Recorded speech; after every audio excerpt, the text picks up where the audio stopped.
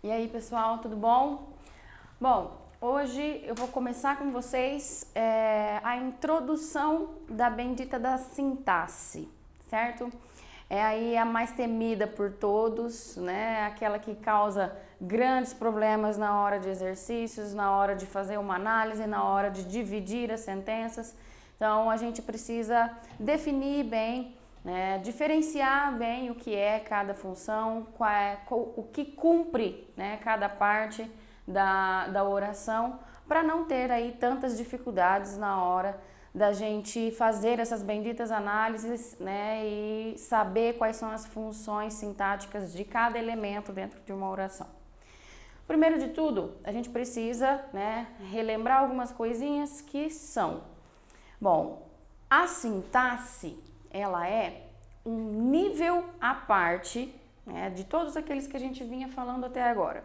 Como a gente falou desde o começo, né, desde o princípio, a gramática é dividida em níveis, tá? O nível morfológico, o nível semântico, o nível pragmático, o nível fonético-fonológico e o nível sintático. Bom, até então, nós estávamos falando sobre a morfologia, as classes gramaticais, né? E dividindo cada palavra, classificando e denominando palavra por palavra dentro da gramática, ok? Isso significa que até então nós estávamos estudando a gramática na sua forma, tá? Na sua definição individual, fora de um contexto, ok? Quando a gente fala do nível sintático, a gente começa a falar então de um todo, tá? De um macrosistema. A gente não vai mais analisar palavra por palavra fora do contexto, fora de um texto em si. Nós vamos começar agora a analisar as posições. A sintaxe estuda e analisa exatamente isso, a posição de cada palavra, cada elemento, cada locução, dentro de uma oração inteira ou de um período inteiro, ok?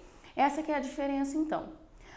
Quando antes a gente falava de um substantivo sozinho, né, uma palavra sozinha que denominava um substantivo, agora então nós vamos olhar para esse mesmo substantivo dentro da oração, quando ele vem no início da oração, no meio da oração ou no final da oração. E falar então, quando essas posições forem trocadas, quais serão as definições que ele vai ter, tá? Esse mesmo substantivo pode ser, então, que tenha mais definições dentro da sintaxe, ok?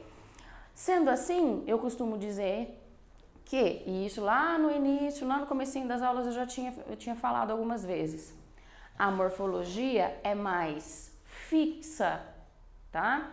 Porque um substantivo, se ele, né, na sua definição primeira, ele vai ser sempre um substantivo. Aqui, na sintaxe, a gente já tem algo mais flexível, tá? A sintaxe se movimenta mais. Então, o que pode ser um sujeito em determinada posição, vai ser um adjunto adnominal em outra determinada posição. Ou vai ser um predicativo em outra determinada posição. Aí é que nós precisamos tomar um pouquinho mais de cuidado, né? Para não confundir esses níveis. Para não chamar, por exemplo, um sujeito de substantivo na hora de fazer análise sintática, certinho? Bom, nessa introdução, o que é preciso definir, tá? Eu gosto de passar a sintaxe de uma maneira mais dividida, né, em blocos, para que a gente possa diferenciar, né, de uma maneira mais simples, né, mais visível, o que é cada função. Sendo assim, eu uso a definição do Sintra para termos da oração. A sintaxe, então, é dividida em termos da oração. Assim como a morfologia é dividida em classes gramaticais, nós temos aquelas 10 classes gramaticais, aqui nós também vamos falar em classificações, tá? Só que essas classificações vão ser divididas em termos. Nós temos 3 termos, e temos aqui, então, os termos essenciais, outros termos que são chamados de integrantes, e os termos acessórios da oração, ok? Lembrando que, primeiramente, nós estamos falando da oração simples, tá? Nós não estamos falando das funções desdobradas dessas orações. Depois nós vamos entrar nisso. Bom, esses termos, como eles são, né? Pensando aí nos nomes, eu sempre gosto de falar nas definições, tá? Nas traduções dos nomes. Quando nós temos termos essenciais, nós estamos falando em termos que são fundamentais para definir uma oração. São termos que, quando estão dentro da oração, caracterizam essa oração por si só. Não precisamos, então, de mais nada além desses termos para ter esta oração, ok? Para dar um sentido completo a essa oração. Esses termos essenciais são os conhecidos sujeito e predicado, ok? Bom, aí a gente pensa, né? Ok, eles são realmente muito importantes, tá? Mas eu tenho oração sem sujeito. É possível encontrar uma oração sem sujeito, né? Como nós vamos ver mais pra frente. Sim, é possível. Só que quando nós temos o sujeito dentro da oração, nós não conseguimos tirá-lo dali, porque senão ela perde a sua essência, ela perde o seu sentido completo. E aí nós temos então uma oração incompleta, ok? Então pensemos o seguinte, nós já sabemos que para definir uma oração nós precisamos obrigatoriamente de no mínimo um verbo, que vai definir o predicado, ok? Então o predicado vai estar sempre dentro da oração. E o sujeito, como que nós vamos pensar? Quando ele estiver na oração, eu não posso tirá-lo em hipótese alguma, porque senão eu perco o sentido essencial da minha oração, certo? Termos essenciais, então, sujeito e predicado. Depois, nós temos os termos integrantes. Os termos integrantes, como o próprio nome já diz, eles vão integrar a oração que já existe, ok? Com sujeito e predicado, certo? Para complementar essa oração. Nós sabemos que alguns verbos, né, dentro da gramática, necessitam de complementos. São aqueles verbos chamados de transitivos, ok? São verbos que precisam de algo mais para complementar o seu sentido, porque ele sozinho, né, não se basta, ok? Nós temos então uma ação imposta pelo termo essencial quando nós temos um predicado, mas pode ser que muitas vezes essa ação necessite de uma complementação, de uma integração dentro do seu sentido essencial. Esses sentidos então vão ser complementados pelo quê? Pelos complementos de forma geral, que são os complementos verbais e os complementos nominais.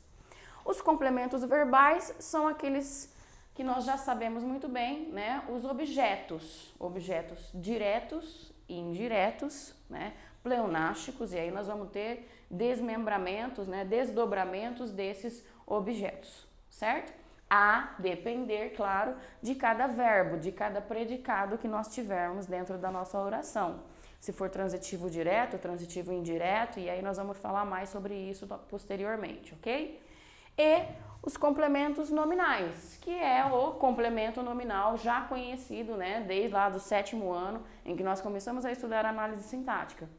O complemento nominal, então, vai complementar, como o próprio nome diz, não o verbo, mas sim o nome ou, né, algum substantivo, alguma palavra nominal que tiver dentro da nossa oração, certo?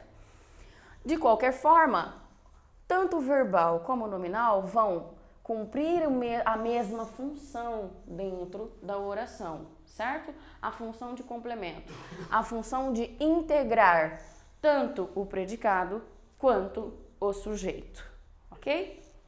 Além dos complementos, como termos integrantes, nós vamos ter ainda o agente da passiva. Quando a gente fala do agente da passiva, a gente está falando, né, em uma troca de ordem que acontece dentro da oração, que é a troca da voz do verbo, né? Nós já comentamos, nós já vimos essa questão dentro da gramática, tá? Em outras aulas, sobre as vozes do verbo. Nós sabemos que existem, né, a voz ativa, a voz passiva, a voz reflexiva, certo? Quando nós temos a voz passiva, tá? E principalmente a voz passiva analítica, tá? Aquela voz passiva desenvolvida, ok? Por uma locução verbal, nós vamos ter alguém que cumpre a ação dentro dessa passiva. Que, quando trocada pela ativa, né, nós sabemos que esse agente, essa função dentro da passiva é cumprida, né, é efetivada pelo sujeito na ativa. E como ocorre essa troca de ordem dentro da voz, né, o que era antes sujeito na ativa passa a ser agente dentro da passiva. Bom, como eu disse para vocês que o sujeito é essencial, tá? Quando ele é trocado dentro da passiva, outro termo, né, outra palavra ou composição vai tomar o seu lugar. Nós sabemos que aí a gente passa a ter outro sujeito, ok? Então, nós vamos ter outro ser, vamos dizer assim, né, informalmente, cumprindo a função de sujeito dentro da passiva. E o que era sujeito passa a ser, então, um complemento dentro dessa passiva. E a gente sabe que se esse complemento está ali, se esse agente, né, da passiva está dentro da oração, nós precisamos dele para compreender quem efetivou a ação, quem está agindo sobre aquela ação, ok? Sobre aquele acontecimento. Então, nós sabemos aí que ele é realmente um termo integrante por conta disso.